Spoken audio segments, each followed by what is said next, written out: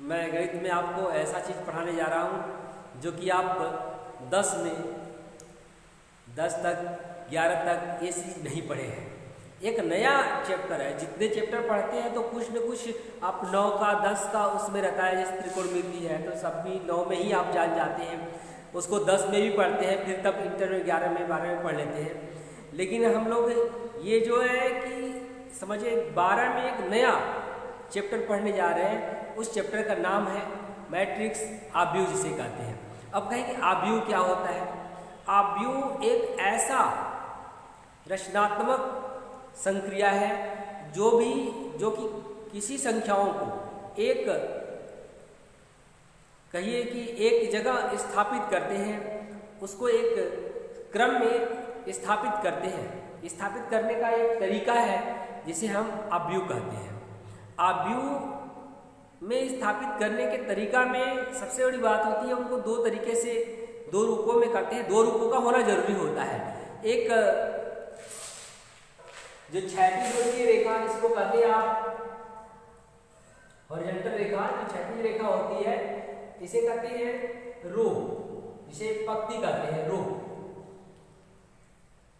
और जो चीजें ऐसे लिखते खड़े लिखते हैं इसको स्तंभ कहते हैं।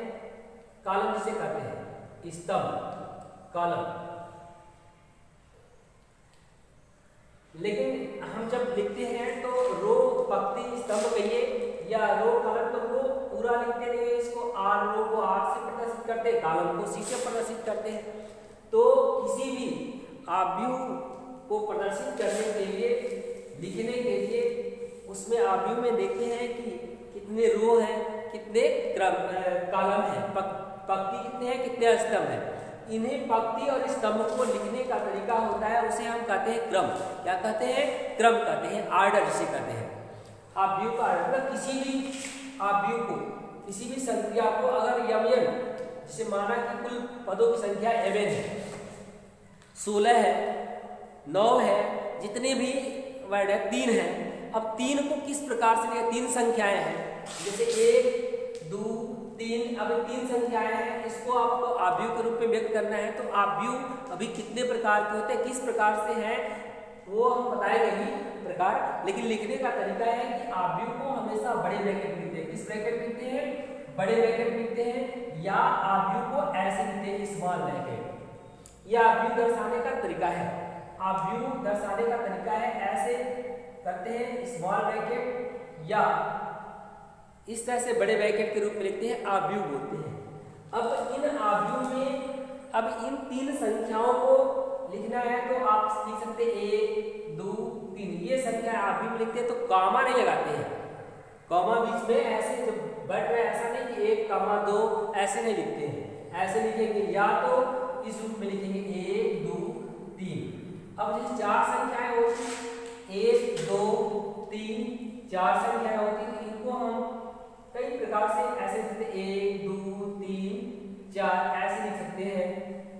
तो या एक ही में करते 1, 2, 3, 4 ऐसे लिख दें, या इसको ऐसे दे 1, 2, 3, 4 ऐसे लिख दें।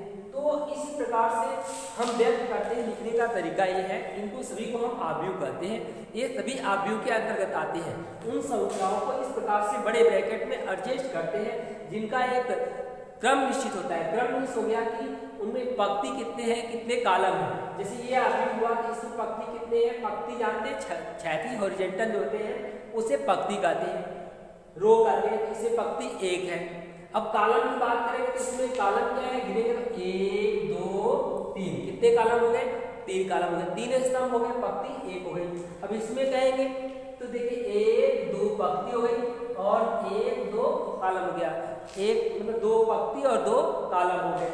अब इस आव्यूह की बात करते हैं तो इसमें देखिए 1 पंक्ति, 2 पंक्ति और 3 पंक्ति है। लेकिन कॉलम क्या है? एक ही है। इसमें कहेंगे तो देखिए एक ही पंक्ति है, कॉलम कितने हो गए? 4 हो गए। इसमें एक 2, 3, 4 पंक्ति है, कॉलम 1 है। तो इस प्रकार से हम आव्यूह को दर्शाते हैं। इन सभी संख्याओं को जो बताया है कि mn संख्या है। mn मैंने इसलिए कहा है कि जितनी भी संख्याएं हैं उनको गुणा के रूप में गुणा ये दर्शाता है, जैसे कोई भी संख्या है, अब कहें कि इसमें पूरे लिखेंगे, आप जैसे कोई गेम खेलते हैं तो गेम खेलते हैं ऐसे लिखा होता है, एक ऐसे बना हुआ है, तो कहें कि बताइए इसमें कुल कितनी संख्याएं हैं, कितने गोले बने हैं, तो पूरे गोले, ऐसे बहुत सारे गोले हो सकते हैं, पूरी गोले को गिनने की जरूरत नहीं है, आप एक लाइन में देख लेंगे क्या गोले हैं, इस लाइन में देख लेंगे कितने गोले हैं, और दोनों का आप गुणा कर देंगे, 1 2 3 और इधर करते हैं 1 2 2, अब गुणा करने में कितना आ गया, 6 गोले हैं, ऐसे बहुत 100 हो जाए, इधर 50 जो है तो 50 100 ऐसे गिनते जाए, 101 102 103 ऐसे गिनते गिनते तो बहुत समय लग जाएगा, तो बहुत समय की बात नहीं है, आपको इतना तो काम करना है कि उससे देख लीजिए कि ऐसे हॉरिजॉन्टल में आप पंक्ति में गिन लीजिए सभी संख्याओं को और स्तंभ में सभी संख्याओं को गिन लीजिए, और स्तंभ में सभी संख्याओं का और पंक्ति में सभी संख्याओं गुणा कर देंगे तो ये पता हो जाएगा कि उसमें कितने अवयव हैं। तो ये अवयव को m और n के रूप में दर्शाया है कि इसमें से m पंक्ति के अवयव हैं और n किसके अवयव हैं, कॉलम के अवयव हैं। इस प्रकार से पहले पंक्ति बाद में कॉलम, तो इसको हम कहते हैं अवयव की संख्या, हमें पूरा कर देंगे, और इसी को आप ऐसे लिख देंगे तो ये हो जाएगा उस आव्यूह का क्रम, क्या हो जाएगा, क्रम। भाई गुणा में तो हम ऐसे भी कर सकते हैं, यम भी कर सकते हैं, भाई आप 2 गुणे 3 लिखिए या 3 गुणे 2 लिखिए, गुणा है तो उसमें ये क्रम की बात नहीं है, गुणा में किसी संख्या को आगे पीछे लिख सकते हैं, क्योंकि गुणा में आप जानते हैं गुणा की संक्रिया क्रम बिल्कुल नियम का पालन करता है, लेकिन आव्यूह की बात है अब क्रम दर्शाना है, तो ये अब क्रम दर्शाना है कि कितने पंक्ति कितने स्तंभ है, तो ऐसे ही आप नहीं बता देंगे कि किसी को आगे लिख देंगे, तो पहले बताना होता है कि पंक्ति, जैसे आप लिखते हैं कोऑर्डिनेट में जाते हैं, कोऑर्डिनेट में आप देखिए ना कि ऐसे लिखा होता है एक्स वाई, तो ऐसे एक्स वाई एक्स लिखा है, चाहे ऐसे लिखा है 3 ऐसे लिख दिया 3 2, तो इसका मतलब ये क्या कहते हैं, भुज है और ये क्या है, कोटि है।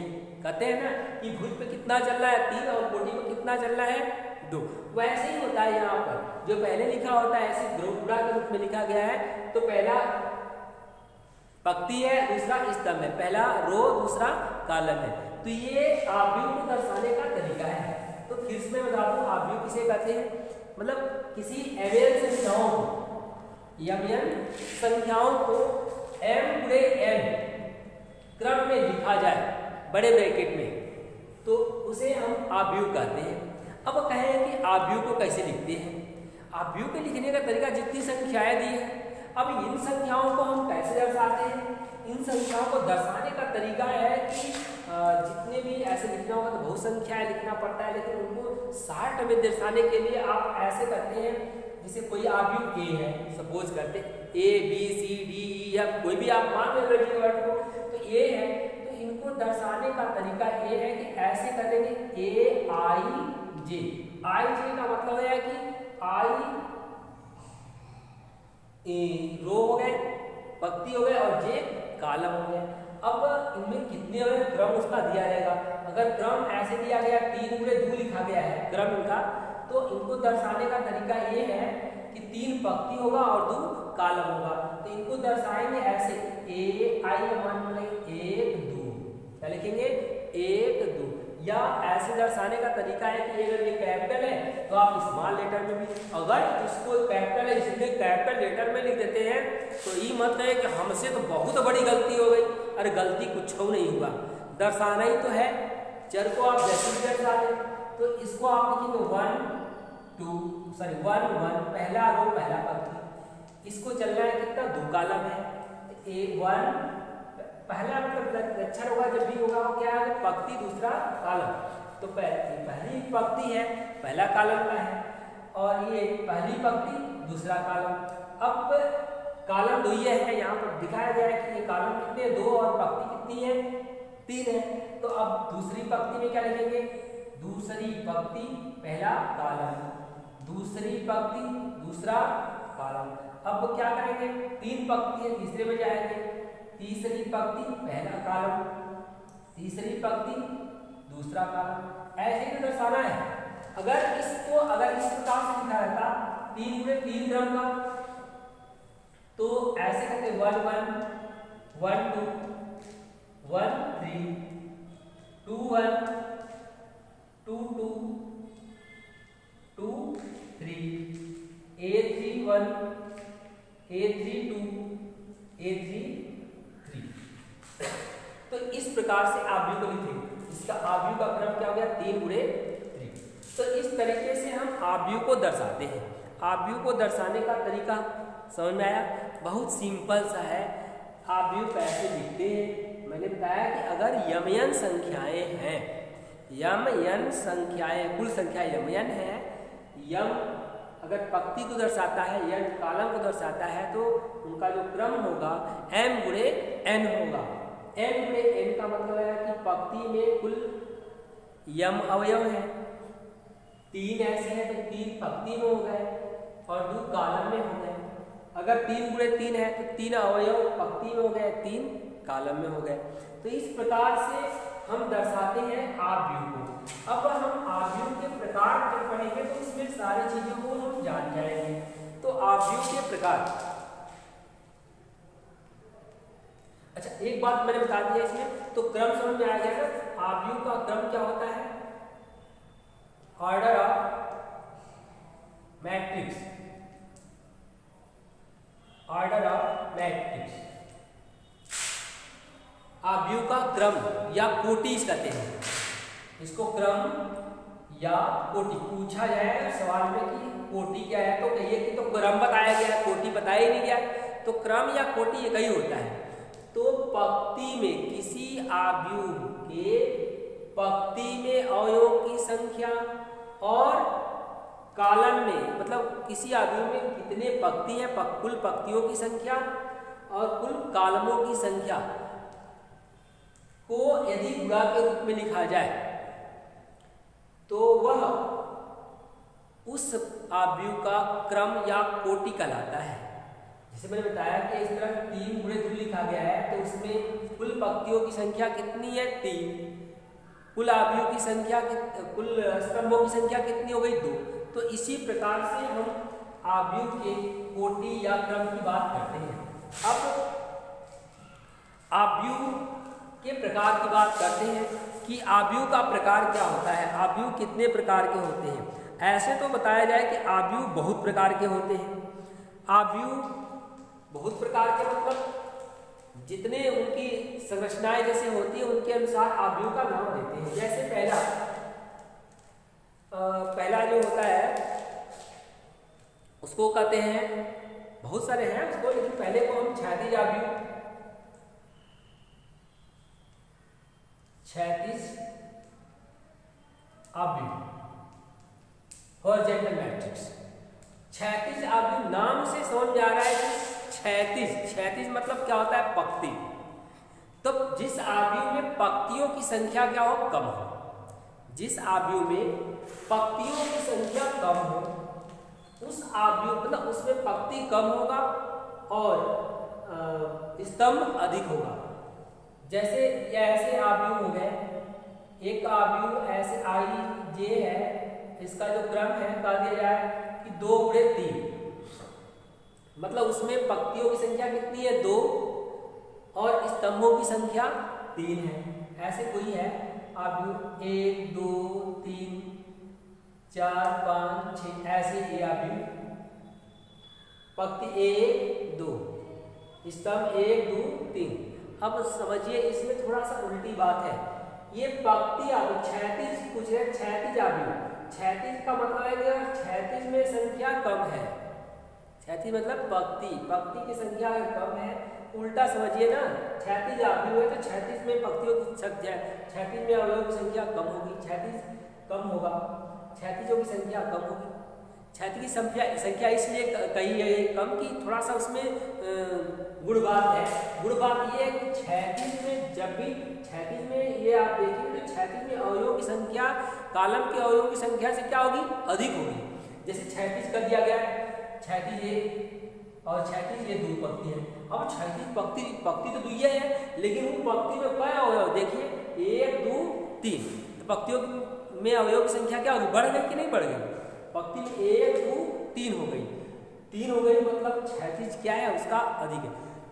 किसी का नाम पड़ता है तो नाम जब भी होता है वो अधिक वाले का होता है, जो अधिक होते हैं उन्हीं का नाम लिखा जाता है। तो पंक्तियों की संख्या में देख रहे हैं कि पंक्ति जो है उसमें अवयवों की संख्या 3 है, और स्तंभ की बात करते हैं तो स्तंभ में द्वि अवयव, जबकि स्तंभों की संख्या कितनी है? 3 है। तो इसको आप क्षैतिज आव्यूह कहते हैं। क्षैतिज आव्यूह समझ में आ गया, जिसमें पंक्तियों की संख्या कम हो, या ऐसे कहा जाए कि पंक्तियों में अवयवों की संख्या स्तंभों के अवयवों की संख्या से अधिक हो। तो ऐसे कहिए, चाहे सीधे से कहिए, अधिक तभी होंगे जब पंक्तियों की संख्या कम होगी और स्तंभों की संख्या अधिक होगी। इसी का उल्टा दूसरा होता है स्तंभ आव्यूह। स्तंभ आव्यूह, स्तंभ कॉलम। तो बस वही हो गया, यहां पर जो होगा स्तंभों की संख्या कम होगी और क्षैतिज की संख्या अधिक होगी, पंक्तियों की संख्या अधिक होगी। पंक्तियों की संख्या अधिक होगी तब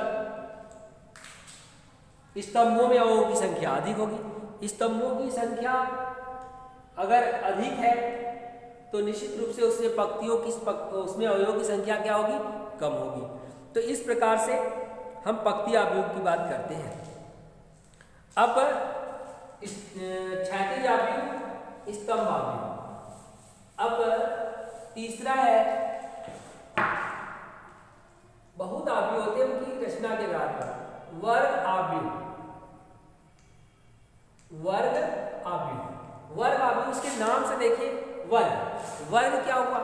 आप वर्ग जानते हैं जिसकी चारों भुजाएं बराबर होते हैं, अर्थात जिसमें वह आव्यूह जिसमें स्तंभों की संख्या और पंक्तियों की संख्या दोनों संख्याएं आपस में क्या हो? बराबर, जिनका क्रम जो होता है, कोटि है, वो क्या हो? बराबर हो।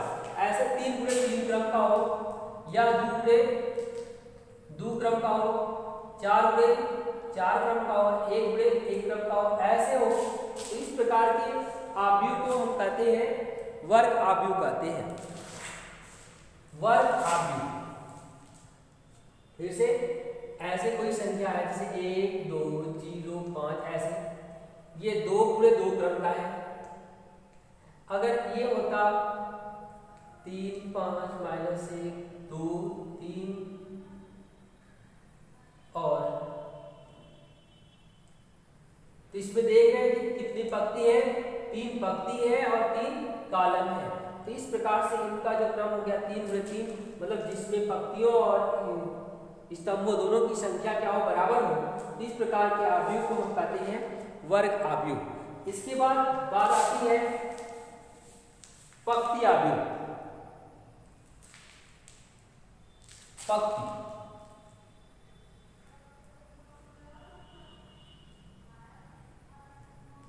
पंक्ति आव्यूह। पंक्ति आव्यूह क्या होता है? इसमें एक ही पंक्ति हो, पंक्ति का नाम हो गया पंक्ति, मतलब उसमें केवल एक ही पंक्ति हो। A1 A2 A ऐसे 1 3, A11 A12 A13, एक ही पंक्ति एक ही हो। कॉलम कितना हो सकते हैं? 2 हो जाए 3 हो जाए, इसमें एक ही पंक्ति हो, तो इसे हम कहते हैं पंक्ति आव्यूह। इसी प्रकार से पंक्ति का उल्टा होता है स्तंभ। स्तंभ आव्यूह में जो होते स्तंभों की संख्या क्या हो जाती है? 1 हो जाती है। पंक्ति आव्यूह में एक ही पंक्ति होगा, स्तंभ आव्यूह में एक स्तंभ होगा। तो इस प्रकार से पंक्ति आव्यूह और स्तंभ आव्यूह आप देख लिए। अब हम लोग देखेंगे स्तंभ आव्यूह, पंक्ति आव्यूह और इस प्रकार से शून्य आव्यूह।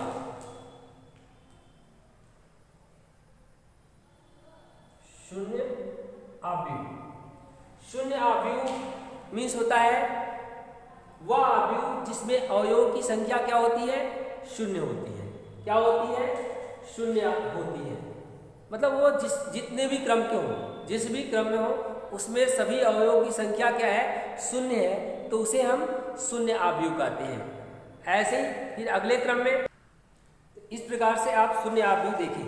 अब बात करते हैं इसमें आव्यूह में एक और घटना आती है, जैसे ये मुख्य विकर्ण।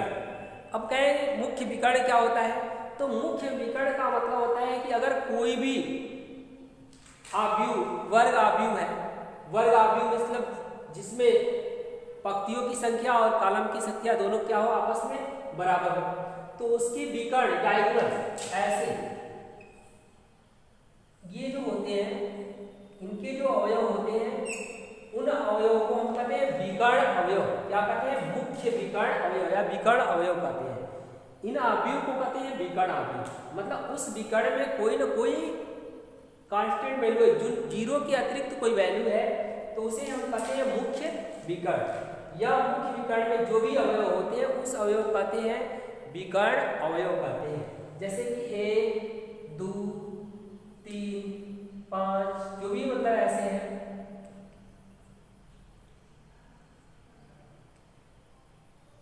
ऐसे। तो इस प्रकार के जो भी अवयव होंगे उस अवयव को हम क्या कहेंगे, विकर्ण अवयव कहते हैं। और इस आव्यूह को हम कहते हैं विकर्ण बनाया है, इसमें डायगोनल इस प्रकार से है, इसको कहते हैं मुख्य विकर्ण। और इनको मुख्य विकर्ण को हम ऐसे भी दर्शा सकते हैं, इस तरह से दर्शा सकते हैं। 1 3 ऐसे 7 है, इसको हम कहते हैं विकर्ण को इस प्रकार से लिख देते हैं कि ये मुख्य विकर्ण होते हैं। अब लेकिन मुख्य विकर्ण हम इसलिए बता दें कि इनकी बात हम तो आगे जितने पढ़ेंगे उसको हम जानकारी लेंगे, उसमें मिलेगा, उसका प्रयोग है।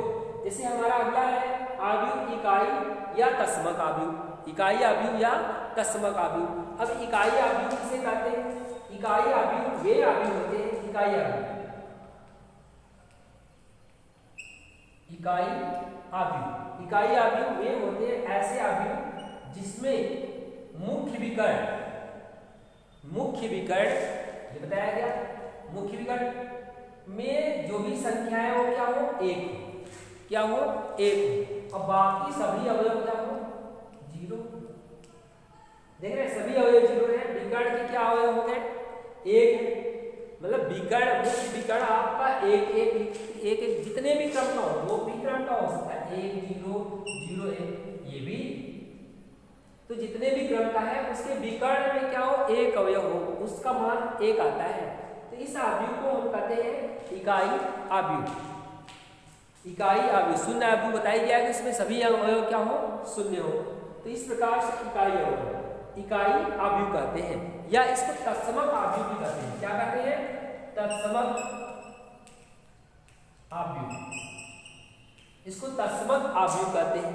अब अगला है विकर्ण आव्यूह। देखिए अब विकर्ण आव्यूह, फिर वही बात आ गई, मुख्य विकर्ण। विकर्ण का अर्थ हो गया कि उसमें यही बिल्कुल सेम ऐसे ही है, सेम यही चीज इकाई आव्यूह है, लेकिन विकर्ण आव्यूह थोड़ा सा हटकर है। विकर्ण आव्यूह, विकर्ण आव्यूह, इकाई आव्यूह में जो विकर्ण के अवयव थे वो केवल 1 थे, बाकी सब शून्य थे। इसमें विकर्ण में कोई भी अवयव होगा, कोई भी अवयव हो सकते हैं, और बाकी सभी अवयव, अन्य सभी अवयव क्या होते हैं, शून्य होते हैं। जैसे हो गए यहाँ पर 1 हो गए, 2 हो गए, 3 हो गए, बाकी ये सभी जो शेष अवयव है वो सभी अवयव क्या हो गए, 0। तो सभी अवयव 0 हो, विकर्ण में कुछ न कुछ अवयव हो, 0 के अतिरिक्त अवयव हो, तो इस प्रकार के आव्यूह को हम कहते हैं विकर्ण आव्यूह। अब बात आती है अदिश आव्यूह।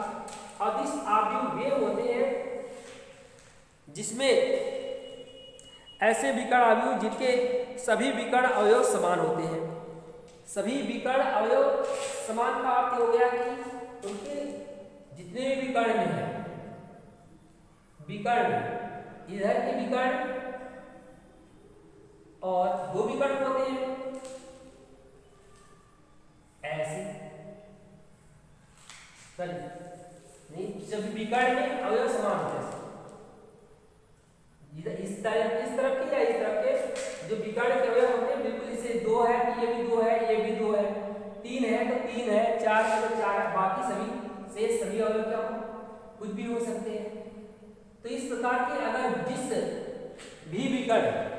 जिस भी अवयव के विकर्ण में सभी समान अवयव हैं तो उसे हम कहते हैं अदिश आव्यूह। क्या कहते हैं? अदिश आव्यूह। और एक आव्यूह हम बताने जा रहे हैं ऊपरी त्रिभुज आव्यूह। ऊपरी त्रिभुज आव्यूह, इसका बहुत बड़ा उपयोग है। जब हम आगे बताएंगे इनवर्स आव्यूह निकालेंगे तो उसमें बताएंगे ऊपरी आव्यूह का मान क्या होगा, या समीकरण करना होता है तो ऊपरी आव्यूह से तुरंत इनवर्स निकाल के आराम से कर लेते हैं। तो इसका उपयोग आगे है। अभी हम लोग पहले ऊपरी त्रिभुज आव्यूह को हम जान लें। ऊपरी त्रिभुज बिल्कुल सेम, अभी हम लोग विकर्ण पढ़े हैं, तो ऐसे भी त्रिभुज मुख्य विकर्ण आव्यूह होंगे जिनमें विकर्ण के ये जो विकर्ण है, विकर्ण के ऊपर जो भी अवयव आते हैं, अगर 3 क्रम का है तो ये एक तो यहाँ पर हो ही गया कुछ अवयव, ये 0 होगा, ये 0 होगा और ये 0 होगा। अब बाकी कोई अवयव जैसे 1 2 3 हो गया, 4 5 ये 6, इस प्रकार से है। लेकिन उनके विकर्ण ऊपर के ये 3 अवयव क्या हो गए, 0 हो गए। तो इनको हम कहेंगे ऊपरी त्रिभुज आव्यूह। क्या कहेंगे? ऊपरी त्रिभुज आव्यूह। और इसी में अगर ये 0 हो जाए, अगर यहाँ पर कोई संख्या हो 2 3 4 और ये 0 हो जाए तो इसको क्या कहेंगे? निम्न त्रिभुज आव्यूह। तो निम्न त्रिभुज आव्यूह, ऊपरी त्रिभुज आव्यूह।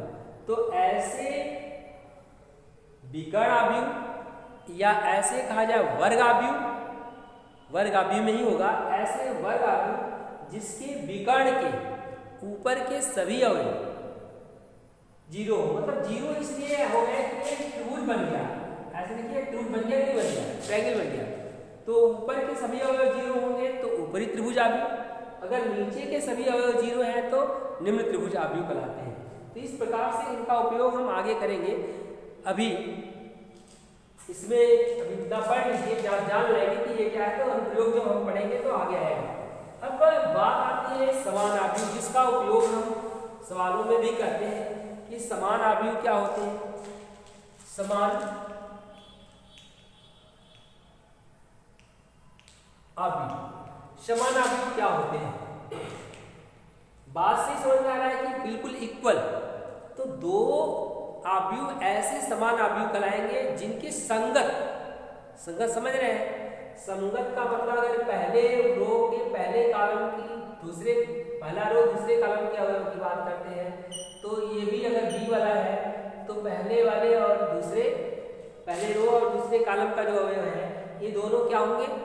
बराबर होंगे। संगत का, इनका संगत ये है, मतलब A11 का संगत AB11 होगा, A12 का B12, A13 का संगत B13। ऐसे ही संगत का अर्थ है कि जिस रो और जिस कॉलम का अवयव इसमें देखते हैं वही दूसरे आव्यूह के उसी रो और उसी कॉलम का अवयव संगत अवयव कहलाता है। तो इस प्रकार के जब आव्यूह होते हैं, अगर उसमें संगत जो अवयव है वो आपस में बराबर हो गए तो उनको समान आव्यूह कहते हैं। समान आव्यूह का मतलब हो गया कि मैंने बता दिया कि जैसे कि A11, A12, A13, A21, A22, A23, A31, A32, A33, ये एक आव्यूह है। और दूसरा आव्यूह कहा दिया जाए कि ये B वाला आव्यूह है, B11, B12, B13, B21, B22, B23, B31, B32, B33, ऐसे आव्यूह है। अगर दो बराबर आव्यूह है तो निश्चित समान आव्यूह है तो ये इनके बराबर होगा, ये इनके बराबर होगा, ये इनके बराबर होगा, ऐसे ये इनके बराबर होगा, ये इनके बराबर होगा और ये इनके बराबर होगा, ऐसे ही ये इनके बराबर होगा, ये इनके बराबर होगा और ये, हाँ, तो इस प्रकार से ये अवयव आपस में बराबर होंगे, तो इसको हम कहते हैं समान आव्यूह। जैसे मैंने एग्जाम्पल बता दिया है कि अगर दो आव्यूह समान आव्यूह है तो इस प्रकार की सवाल देते हैं कि अगर दे देगा एग्जाम्पल के रूप में कि जैसे कह रहा है कि ये दो आव्यूह एक समान आव्यूह है, तो एक्स वाई जेड का मान बताइए, 2x 3y + 1 ऐसे करेगा,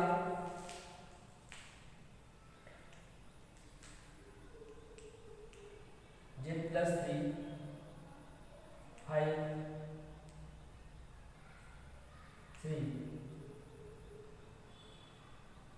या ऐसे ही कर दें, ऐसे चलेगा।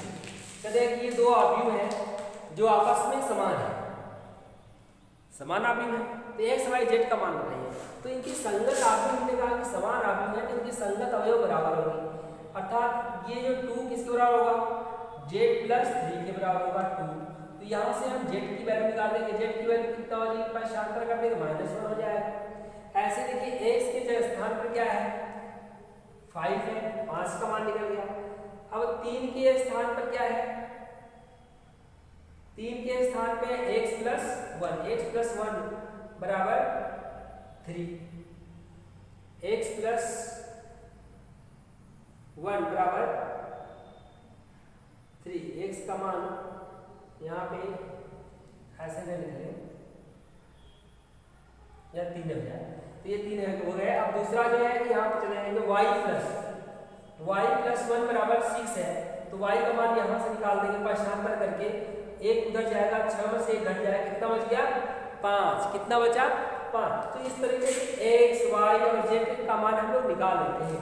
जब दो समान आव्यूह हो अर्थात दो आव्यूह बराबर हो तो उनके संगत अवयव का मान आपस में बराबर होता है। इसी प्रकार से बहुत सारे आव्यूह हैं, उनको हम लोग देखेंगे, लेकिन अब सब एक ही दिन देख लेंगे, अन्य आव्यूह उसको बाद में भी देखेंगे। आव्यूह की संक्रियाएं, आव्यूह देख लिए, जैसे कोई भी चीज आप पढ़ लेते हैं तो उनका जितनी भी संक्रियाएं, क्योंकि गणित में 4 चीजें संक्रियाएं होती है, जोड़ घटाना गुणा भाग होता है, तो क्या आव्यूह में भी ये संक्रियाएं होती हैं तो किस प्रकार से होती हैं, इसको हम लोग अगले भाग में देखेंगे।